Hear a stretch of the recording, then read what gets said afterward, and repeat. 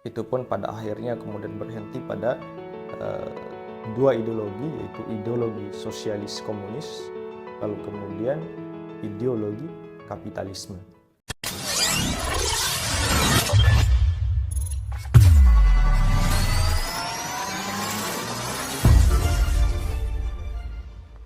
Wacana tentang negara bahkan dalam teori politik modern saat ini, dalam kurun waktu 1 abad ini pun tidak pernah kemudian kita mempersoalkan bagaimana awal mula kehadiran suatu negara dan bagaimana awal mula keberadaan suatu negara. Nah, kita hanya mempersoalkan negara hanya sebatas pada cara pengelolaannya. Itu pun pada akhirnya kemudian berhenti pada dua ideologi, yaitu ideologi sosialis komunis, lalu kemudian ideologi kapitalisme. Nah, di samping itu teman-teman sekalian, ketika sosialisme pada saat itu runtuh pada tahun 1990-an, tidak lain ideologi atau sistem perekonomian itu kemudian beralih menjadi sistem perekonomian kapitalisme. Walaupun pada dasarnya sebelum-sebelumnya juga adalah praktik-praktik kapitalisme itu sudah berlangsung sejak awal, teman-teman sekalian. Baik itu kapitalisme sentralistik maupun kapitalisme desentralistik. Kapitalisme yang kemudian terpusat pada satu kekuasaan, kemudian kapitalisme yang tidak terpusat pada satu kekuasaan. Nah, dalam realitasnya teman-teman sekalian, dalam kehidupan sekarang, manusia saat ini didominasi hanya dua ideologi tersebut, ya, yaitu ideologi sosialisme dan ideologi kapitalisme. Dan saat ini orang-orang Islam sendiri pun kemudian terkadang ya mereka bahkan tidak mengakui dan tidak mempergunakan sistem Islam dalam hal ini, yaitu dalam perekonomian, bahkan tidak mau atau anti terhadap sistem perekonomian Islam itu sendiri, karena ada sebagian kelompok yang kemudian menganyangkan persoalan ekonomi Islam, ekonomi syariah yang kemudian dinaungi oleh yang namanya sistem kekhalifahan atau sistem khilafah.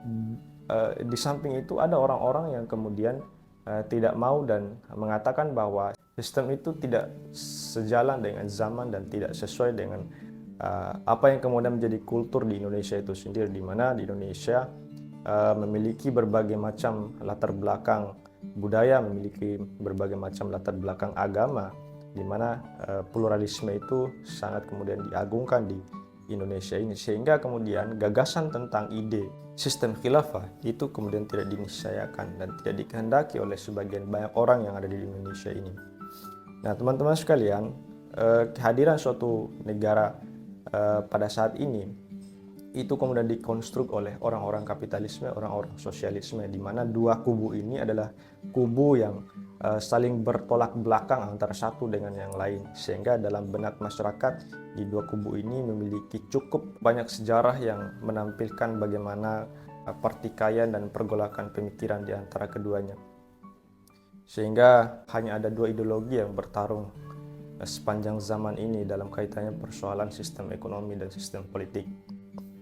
Dengan mendominasinya kedua ideologi ini, teman-teman sekalian, yang kemudian melahirkan yang kemudian melahirkan satu sistem tunggal, yaitu sistem kapitalisme, ya, kemudian di mana sistem kapitalisme lah pada saat ini yang kemudian mendominasi seluruh dunia, ya, baik itu negara-negara yang kemudian mengatakan bahwa mereka menganut sistem sosialis komunis, akan tetapi dalam praktek politik dan praktek ekonominya mereka menggunakan sistem kapitalisme, yaitu tidak bisa terhindarkan, disebabkan karena kalau kita berbicara berbicara sistem ekonomi dan sistem politik, kita berbicara persoalan uang dan kepentingan kelompok semata, dan itu tidak bisa dielakkan, ya, saat ini.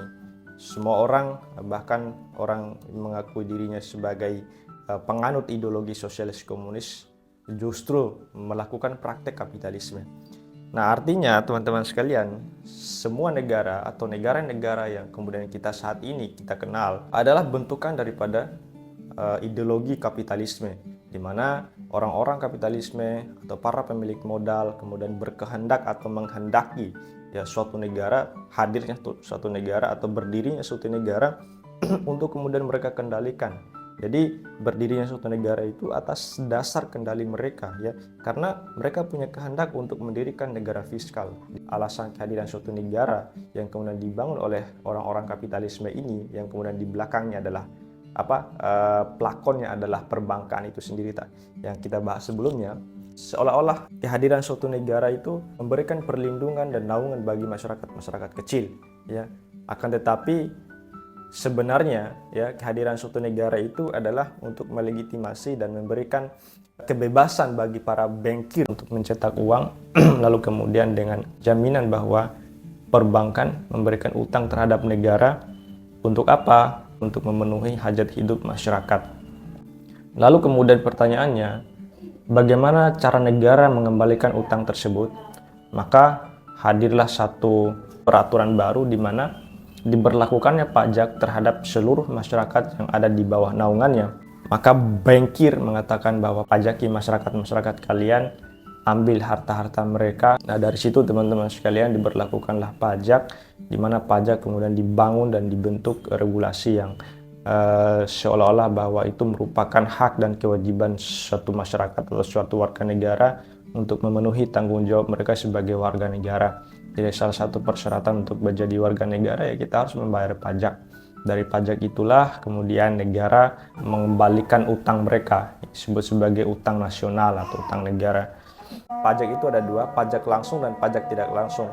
Pajak langsung adalah pajak yang diambil dari kita atau yang kita selama ini kita bayar ya, pajak bangunan maupun pajak penghasilan melalui mekanisme administratif yang kita lakukan setiap bulan atau setiap tahun.